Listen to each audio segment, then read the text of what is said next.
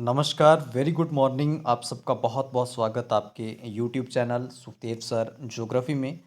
दोस्तों, आप सब जानते हैं कि महाराजा गंगा सिंह विश्वविद्यालय बीकानेर की तरफ से सत्र 2022 से इसकी जो प्रैक्टिकल एग्ज़ाम हैं वो 1 मार्च से 25 मार्च के मध्य संपन्न करवाई जा रही हैं। और आज हम उसी को ध्यान में रखते हुए आज हम आपके साथ बीए तृतीय वर्ष का एक प्रैक्टिकल का जो रिटन एग्ज़ाम होता है वो आपके साथ साझा कर रहे हैं, ताकि इस प्रश्न पत्र को देखकर बच्चे अपनी अच्छी तरीके से तैयारी करके एक अच्छे अंकों के साथ अपने प्रैक्टिकल में उत्तीर्ण हो सकें। प्रैक्टिकल पेपर साझा करें उससे पूर्व आपसे रिक्वेस्ट कि आप अपने YouTube channel Sukhdev sir geography को सब्सक्राइब कीजिए, शेयर कीजिए, और यदि चैनल पर नए विजिट कर रहे हैं तो बेल आइकन को प्रेस कीजिए ताकि आपको समय समय पर नोटिफिकेशन मिलते हैं।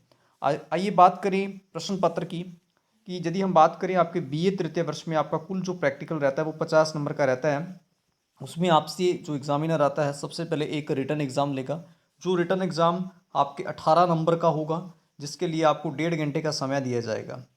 और 18 नंबर्स का प्रैक्टिकल का जो पेपर होगा उसके लिए आपको 1.5 घंटे का समय दिया जाएगा, और जिसमें आपसे कुल 5 प्रश्न आपके दिए जाएंगे, और जिसमें से आपको कोई 3 प्रश्न करने होंगे, और लेकिन प्रथम प्रश्न करना अनिवार्य होता है। ये बात को आप ध्यान में रखिए कि आप पाँचों में से कोई 3 कीजिए, लेकिन प्रथम प्रश्न करना अनिवार्य है। यदि आप प्रथम नहीं करते हैं तो आपको कोई अंक नहीं दिया जाएगा। इस बात का विशेष ध्यान रखें। और आइए बात करते हैं कि आपके सिलेबस के अकॉर्डिंग किस तरीके का प्रश्न पत्र होता है, उसकी बात करते हैं।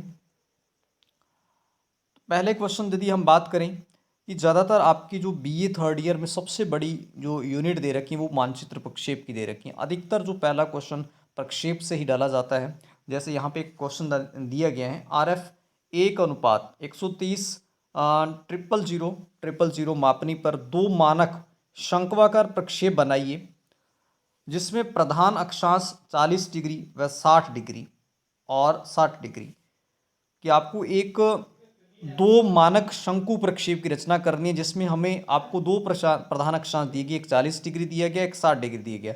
अगली बात करें अक्षांशीय विस्तार की, बात करें 0 से 80 डिग्री उत्तरी अक्षांश, और उसके बाद हम बात करें देशांतरीय विस्तार की बात करें तो 60 डिग्री पूर्व से 60 डिग्री पश्चिमी देशांतर, ये आपका देशांतरीय विस्तार है। और उनके बीच में जो आपको अंतराल रखना है, जो आपको डिफरेंस रखना है, वो 20 डिग्री है। तो इस तरीके से जो पहला क्वेश्चन आपका अधिकतर प्रक्षेप से मिलता है, यहाँ पे आपको एक 2 मानक शंक्वाकार प्रक्षेप बनाने के लिए बोला गया है। और पहला क्वेश्चन के अंदर आपके पास ऑप्शन होता है कि यदि पहला क्वेश्चन आपको नहीं आता तो आप इसके अथवा में एक क्वेश्चन है वो भी आप कर सकते हैं।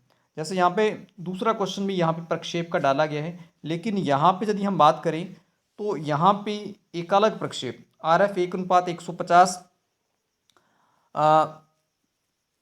15 करोड़ मापनी पर, RF 1:15 करोड़ मापनी पर उत्तरी गोलार्ध का मानचित्र बनाने के लिए एक ध्रुवीय खमध्य समक्षेत्र प्रक्षेप की रचना कीजिए, और प्रक्षेप में अंतराल 30 डिग्री रखिए। एक आपको शंक्वाकार प्रक्षेप 2 मानक दिया गया, और एक आपको यहाँ पे खमध्य ध्रुवीय खमध्य समक्षेत्र प्रक्षेप दिया गया है, और उसका आपको डायग्राम बनाना है, प्रक्षेप बनाना है।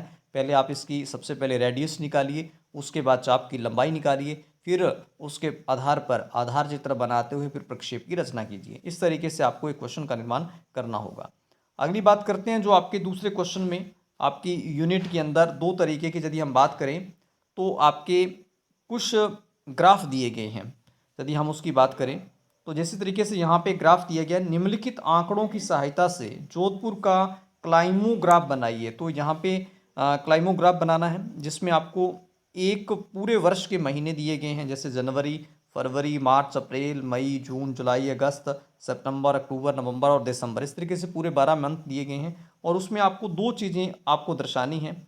यदि हम उसकी बात करें, एक तो आपके यहाँ पर यदि हम बात करें तो एक तो आपके आर्द्र बल्ब का तापमान दे रखा है, यहाँ पे आर्द्र बल्ब का तापमान, और दूसरा आपको आर्द्रता दे रखी है। आर्द्र बल्ब का तापमान सेल्सियस में दे रखा है, और आर्द्रता आपकी प्रतिशत में। जैसे जनवरी में 14 डिग्री ताप टेम्परेचर है, और साथ में लेकिन आर्द्रता कितनी है, 23 डिग्री। दोनों को आपको ग्राफ के मध्य दर्शाना है, जनवरी में तापमान भी दर्शाना है और आर्द्रता भी बतानी। इसी तरीके से क्रम वाइज आगे बढ़ते चलिए, और 16, 15, 19, 18, 25, और फिर 25, 24 और 20 इस तरीके से अंतिम दिसंबर का जो तापमान है वो 24 डिग्री दे रखा है। इसी तरीके से आर्द्रता दे रखी है, जैसे जनवरी में 23, फरवरी में 39, फिर 23 और 28, 43, 49, 55, 21 और लास्ट में यहाँ पे 24 दे रखा है। तो इस तरीके से आपको इन आंकड़ों को लेते हुए आपको एक प्लाइमोग्राफ का प्रदर्शन करना है, डायग्राम बनाना है।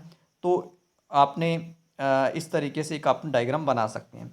अगले प्रश्न की बात करते हैं। अगला क्वेश्चन आपको रिटन एग्जाम वाला क्वेश्चन दिया, लिखने वाला थ्योरी का क्वेश्चन दिया जाता है। उसकी यदि बात करें तो आपके जैसे लास्ट यूनिट आपकी प्रिज्मेटिक कंपास सर्वे दे रखा है, तो उससे संबंधित एक क्वेश्चन आपके डाला जाता है।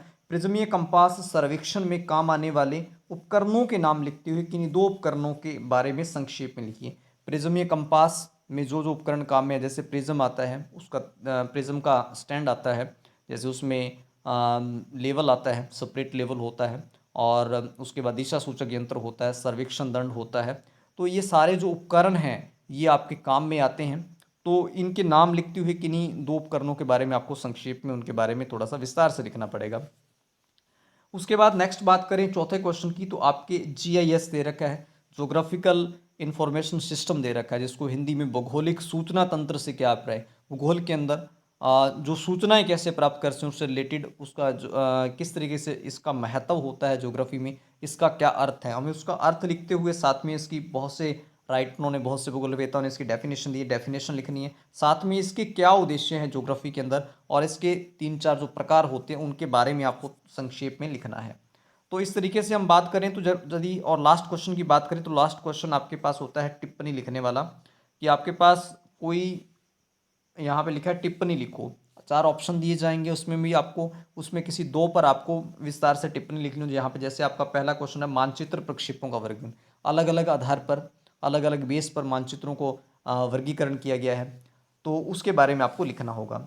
यदि बात करें दूसरा, जैसे सर्वेक्षण दंड के बारे में लिखने के लिए बोला जा सकता है आपसे, संदूर संवेदन के बारे में लिखने के लिए, वर्णमात्री मानचित्र क्या होते हैं इनके बारे में आपको देखने के लिए लिखने के लिए बोला जा सकता है। तो इस तरीके से आपका कुल 5 प्रश्न इस प्रश्न पत्र में रहने वाले हैं, जिसमें आपको 3 करने हैं, प्रथम प्रश्न करना अनिवार्य है। तो इस प्रश्न पत्र को देखिए और इसको विस्तृत तरीके से इसको अच्छी तरीके से सॉल्व कीजिए और इसको तैयार कीजिए, ताकि आपके जिस दिन प्रैक्टिकल का रिटर्न एग्जाम हो तो आप अच्छे तरीके से इसको करके हैं और आपको कोई भी किसी प्रकार की समस्या का सामना नहीं करना पड़ा।